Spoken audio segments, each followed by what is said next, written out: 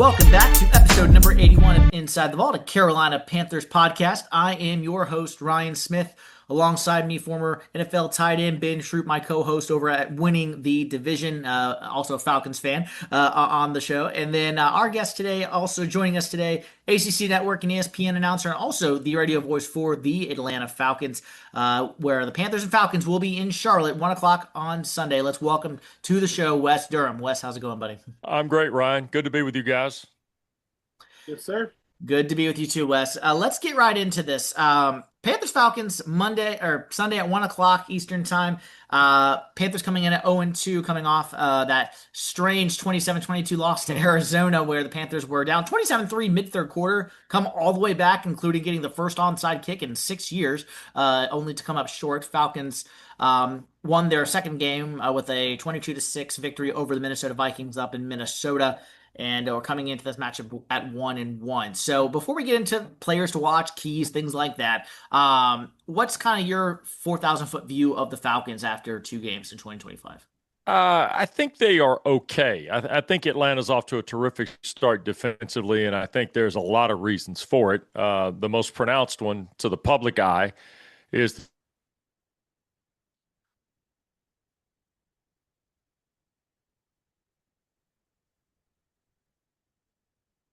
in the fourth round pick, because Billy Bowman Jr. out of Oklahoma, who they took in the fourth round, and Xavier Watts, who they got in the third round out of Notre Dame, have also been strong contributors to what they're doing defensively. And then there's a free agent acquisition that I was probably more excited about than most people in the Atlanta market, because I saw what he did last year in Vegas, and in the one game they played against Atlanta, he was terrific, and that's Divine Diablo.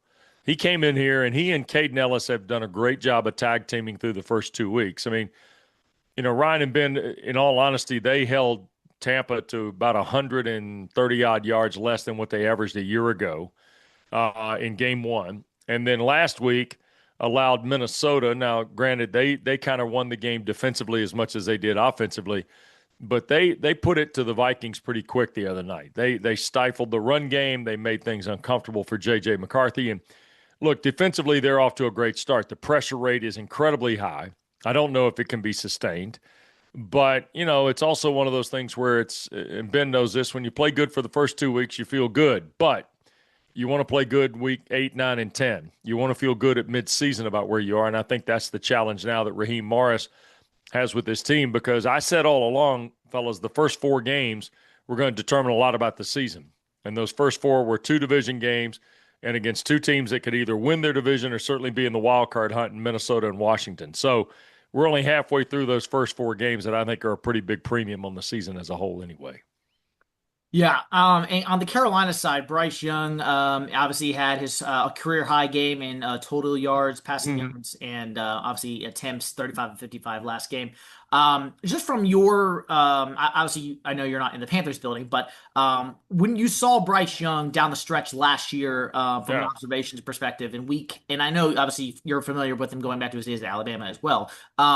Going down the stretch, that Week 18 game, which obviously all Falcon fans know what happened there last year, and then just the first couple games this season, what was your thoughts on Bryce Young, and can he be, a franchise quarterback? Well, he looked terrific at the end of the season, and I thought he deserved a lot of credit for going through the benching process, Dave Canales playing Andy Dalton, and then Young coming back with what I thought was a pretty strong finish. Now, the issue that I'm looking at here is he's under 60% passing. Mm-hmm. He's thrown for 482 yards. He's thrown 4 scores, and he's also thrown the second most interceptions in the NFL through 2 weeks with 3. So in my light, I try to look with 2 stats at quarterbacks: yards per attempt and number of sacks. He's only been sacked 4 times in the 2 ball games, but his yards per attempt is like 28th at 5.5. Yeah. The other issue that it complicates things, I think, for the Panthers is this: they're not running the ball very well. And that's creating a bigger issue, I think, and more of a premium to what Bryce Young's performance is. So I expected them to be better in the run game. Now, I know they've had some injuries in the offensive line and things like that, but I like where they are from a skill set, Ryan, to be honest with you. I mean, I'm a big fan of Chuba Hubbard. I like Jatavius Sanders, the tight end. I know I'm talking to a tight end, but I like that tight end. I like McMillan. I was stunned they took him. But I also like Leggett, who's not off to a great start. I love the acquisition of Hunter Renfrow to do stuff inside. And, it's one of those deals where, quite frankly, it may be just a matter of time and acclimation for this team to finally catch a wave. I mean, starting on the road in Jacksonville and then playing in Arizona is not exactly the easiest way to begin a year. So my guess is Sunday they're going to be pretty excited to be back at home to open that portion of the schedule. Yeah, absolutely. And Wes, speaking of time, I mean, obviously Michael Penix hasn't played a lot of football either. I mean, by the time he got into the season last year, take away what he did and showed against up there in DC. What are you seeing from Michael Penix? Because obviously we know he got a live arm. We know the arm is live. But how much time do we give him to settle in? Because essentially, I know people talking about J.J. McCarthy. This is essentially his rookie season as well when you look at how much he didn't play last year. Ben, I agree with you totally. I think he's essentially starting his third game as a rookie because those last 3 games were a home game with the Giants, a road game in Washington, and then the Panthers game. He won the Giants game, lost everybody knows the overtime game against the Commanders, and then the Panthers played in a blitzkrieg offense on that Sunday in Atlanta to finish the regular season. Like Bryce Young a little bit, I think Penix's completion percentage could be higher. It's 63.5. He's kind of in that top. He's right at the middle line, if you will, of the NFL. The number in yards is 400.5, but his yards per attempt is just under 7. He's got 1 touchdown pass, but he has no interceptions. I mean, he's pretty good at taking care of the ball, knock on wood, I'm sure Raheem Morris would tell me. But here's the other thing, too. 22 of his completions are to 2 guys in Drake London and Kyle Pitts. Bijan Robinson is only 2 back of those guys with 9, including the most explosive play the offense has had this year on the 3rd snap against Tampa. I think Penix is settling in. The arm, as you mentioned, is extraordinary, right? The mind and the athleticism are also not bad either. And I think the other thing is that you see that the guys play hard for him and they want him to succeed. And I think there's something to be said about that. The other part about this is, and I think it's starting to surface here, and I said this in the summer and it probably wasn't a terribly popular opinion. I think Bijan Robinson's the face of this franchise, guys. I mean, I know that most times quarterbacks get that role, but this kid is unbelievable how good he is. The other night was just the latest example of what he can do, and I'm excited to watch him this year. I think he and Drake London can move into the upper third of guys at their position in the NFL, and Robinson's probably already there. But I think London, after last year's 100-catch season, I think London is on the way to being there again. And I'm pretty excited about where those 2 guys can go in concert with what Michael does at quarterback. Let's talk. Go ahead, Smitty. Go ahead, Smitty. Let's also talk about someone on that team you did not mention. Ben being a Florida graduate, I have family members who went to Florida as well. We're both very familiar with Kyle Pitts. Sure. What's Kyle Pitts' role look like this year? Obviously, everybody knows his struggles and some injuries that he's dealt with over his first few years in the league. But can Kyle Pitts be unlocked this year for the Falcons? Because the Panthers, they're horrible at covering the tight end. I'm just going to be quite honest. The linebacker play is atrocious, and I think Kyle Pitts can have a big day on Sunday if he can catch the ball and get open. Yeah, I mean, look, Kyle is capable of exploding and having big games, and the reality of it is Kyle's tenure after his rookie season coincides with Atlanta's quarterback swoon, quite frankly, over a 3-year period. I mean, I'll run down the list. It started with Marcus Mariota. It then went to Taylor Heineke, and then it went to Desmond Ridder, and then we went to Kirk Cousins. That was Atlanta's quarterback for 3 years. And Matt Ryan left and went to Indianapolis when they sought Deshaun Watson in free agency or in the trade deal at the end. And basically the quarterback position, which was a power spot for them for so many years with Ryan, aggregate top 10 guy, in the league during his tenure, it then dipped off, Ryan. And for me, Kyle is a big part of this, and I think Michael realizes that. Penix even came in his first press conference during training camp and said, good to get the ball to KP today. So I think Pitts is ready. I think Penix is ready for Pitts to be a guy. And probably at this point in his career, it's probably important to Kyle Pitts to have a good year. Not just to the Falcons' success, but for Kyle Pitts' overall well-being as a player in this league. Because, Ben knows, highest drafted tight end in all time is Kyle Pitts. And it's one of those things, you don't want it to be a trivia question. You want it to be something that was worth the investment. At times, he's been worth the investment. At times, you're not sure. And I think he needs to clean that part of it up for his own well-being as much as the Falcons this year. I mean, even with a follow-up that to West, I mean, he's freakishly talented. When you talk He about is. athleticism, he went. Everybody else had their foot in the pool. He did a cannonball. He got everything. Do you think that hurts him sometimes because he's so athletic in practice, but you're not going to get open on the backside of a single receiver against a really, really good corner? Because when you see how they use him, if they just put him in line or keep him in the slot, I think it's better. But he's so athletic. I mean, 4-4 is great, but receivers run 4-4s all the time against a number 2 corner. It's like he's just out there on a milk carton. What do you think is because he's so athletic? We know what he can do, but do we not use them correctly because we have unrealistic expectations come Sunday afternoon? Sometimes I think you're right, Ben. I think the idea is we think he is more receiver than tight end. We think he's more off the formation than in the formation, right? And, this is his third offensive coordinator, I think. I mean, he played for Arthur Smith. He came in here. Now Raheem brought Zach Robinson in. He's had a variety of different voices in his head. Some of this is on him and the growth piece that goes with any pro player. You know that. And then some of it is on the philosophical changes. The one thing I'll tell you, at least, and this is just something I've noticed in the first 2 ball games, Atlanta's used a lot of 2 tight end stuff. It's Kyle Pitts and Charlie Warner for the most part. Charlie Warner hadn't caught a pass in about 4 years, maybe 3.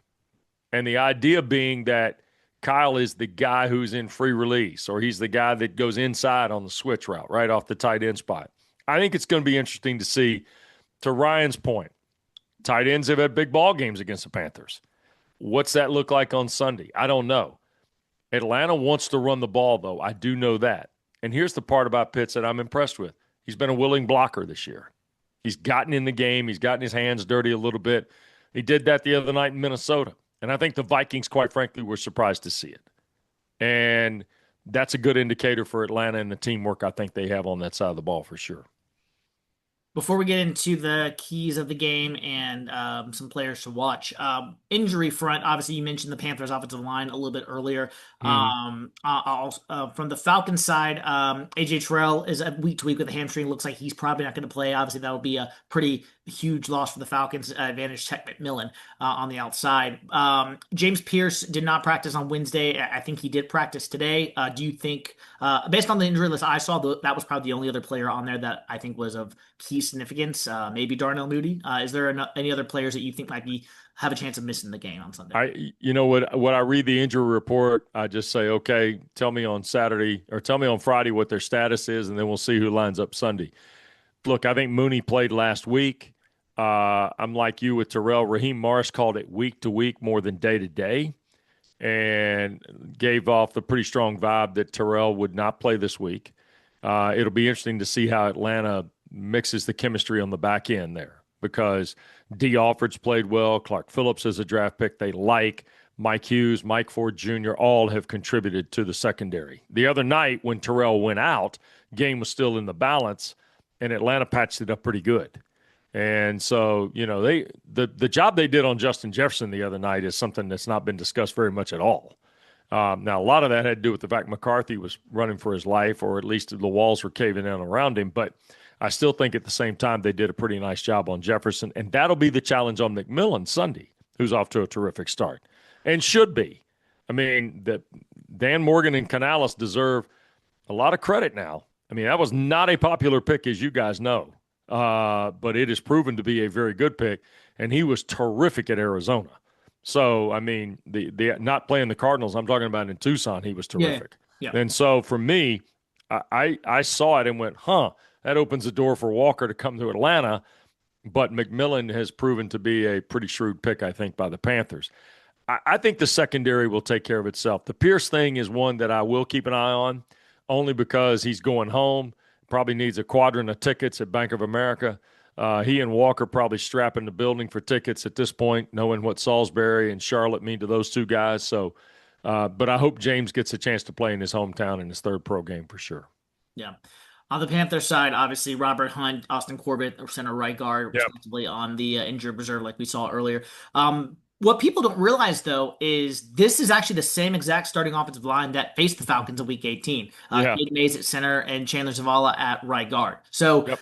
they have starting experience against this Falcons team. Now, granted, it's different defensive players on the line, some of them. Different system too, Different Ryan. system as well. Yeah. Yep. So that's obviously, we'll see what happens with that performance, but it's not like these guys don't have experience. So we'll see what happens there. But let's get into the keys now and players to watch as we kind of wind down our time here on Okay. Inside the Vault with Wes Durham from Voice of the Atlanta Falcons. Let's go with I'll say let's go offensive side of the ball first for the Panthers, so that'd be defense for Atlanta. For the Panthers, I'm going to say player to watch is going to be, you actually talked about him earlier. I think it's going to be Chuba Hubbard. Can Chuba Hubbard run the ball against this Falcons defense, who's I want to say it's like 4.3 yards per carry against the Vikings? I want to say something along those lines. And then Bryce Young, can he deliver in the open pockets in the defense, and this offensive line obviously give him that protection? So I think Chuba and Bryce Young are the two key players in this game for Carolina. Who do you have on the defensive side of the ball, Ben or West, for Atlanta? I would start with Diablo. I still think he's one of the most important players they've got up front. And then inside, if we're going to go in the secondary, I'm going to go Mike Hughes, only because that's the corner opposite A.J. Terrell. Yeah. Terrell's not been following number ones like I think everybody thought he would.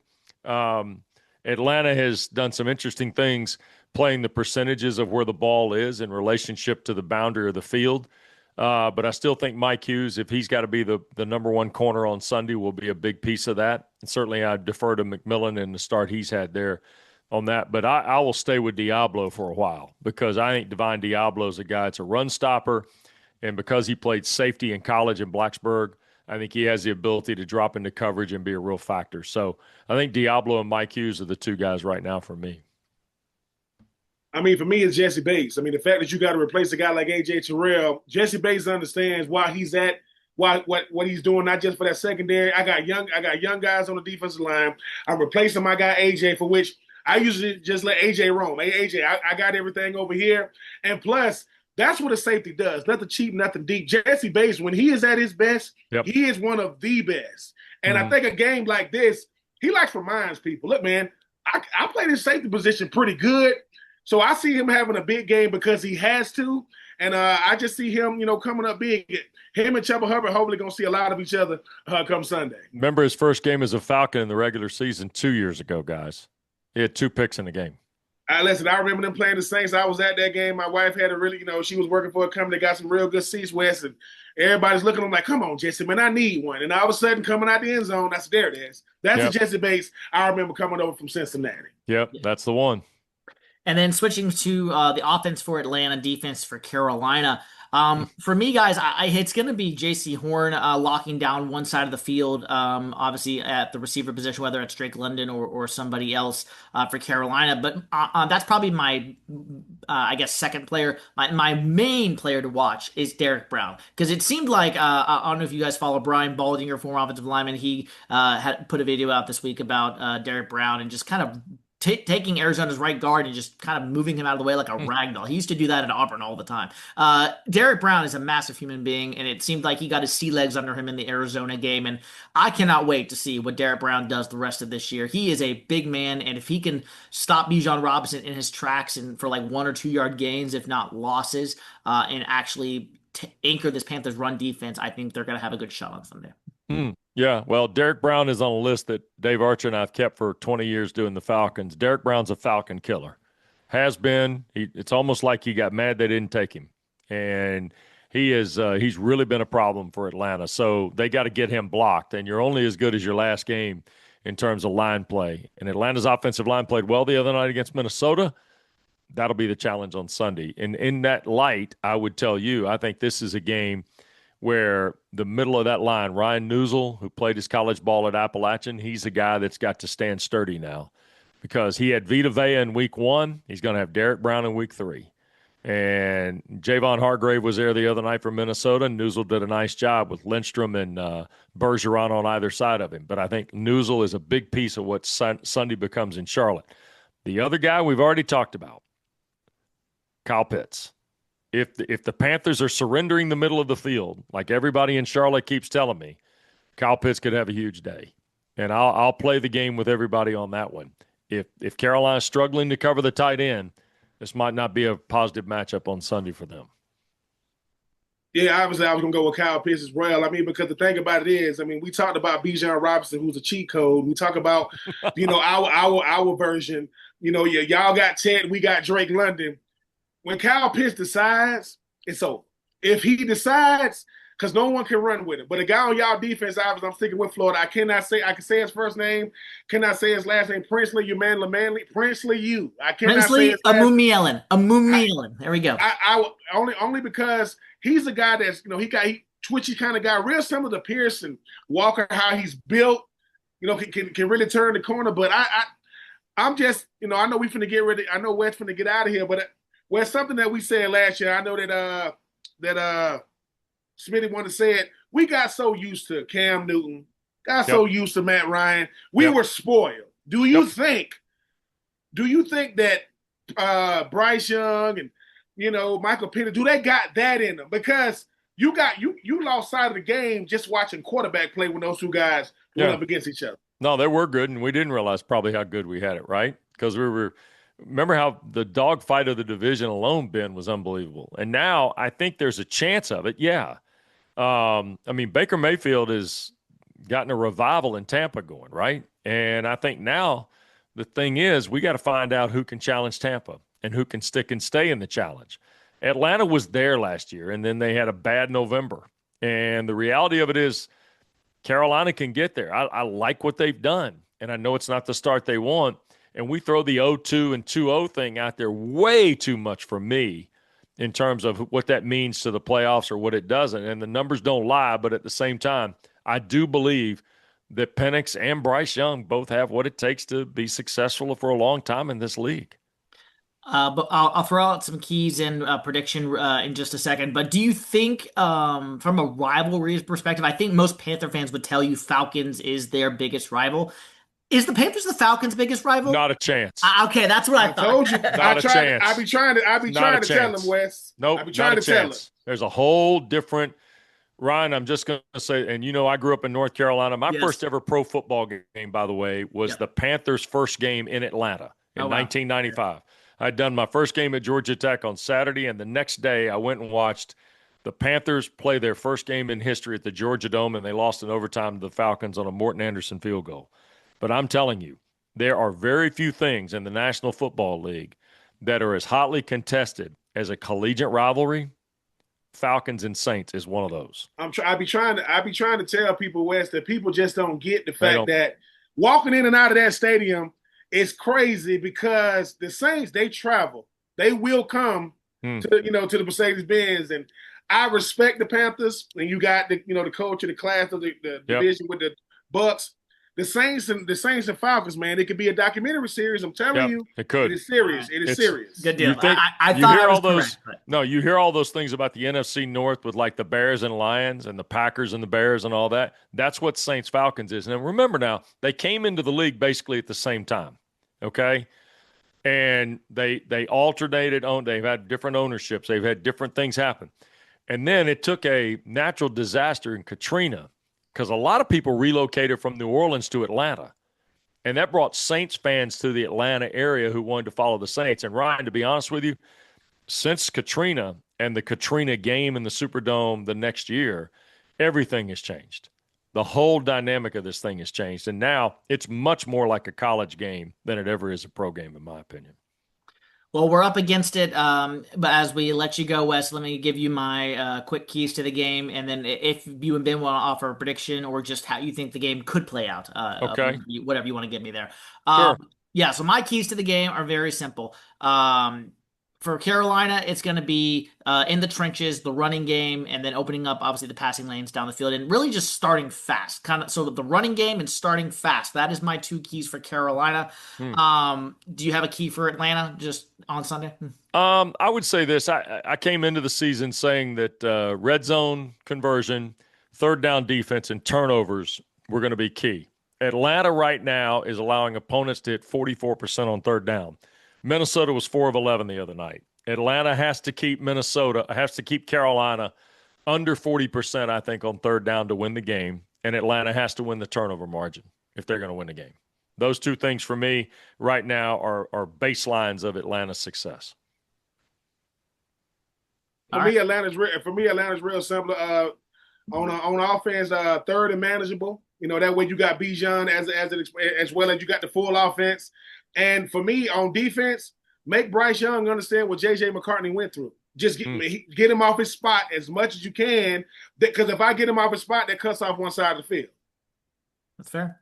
All right, gentlemen. Well, prediction time as we close out here. I'm going to be honest. I'm going to be quite bold. And this is not just because I'm a Panthers fan and also content creator. I think this game is going to come down to a field goal. I really do. John Parker Roma, relatively new kicker, Atlanta boy for the Falcons, and obviously Ryan Fitzgerald, kicker out of Florida State, rookie for Carolina. I think this game is going to be very close, and it's going to come down to a field goal by either team. I could see either team winning this game. But I'm going to go from a score of 23-20. Carolina would be my score. 23-20.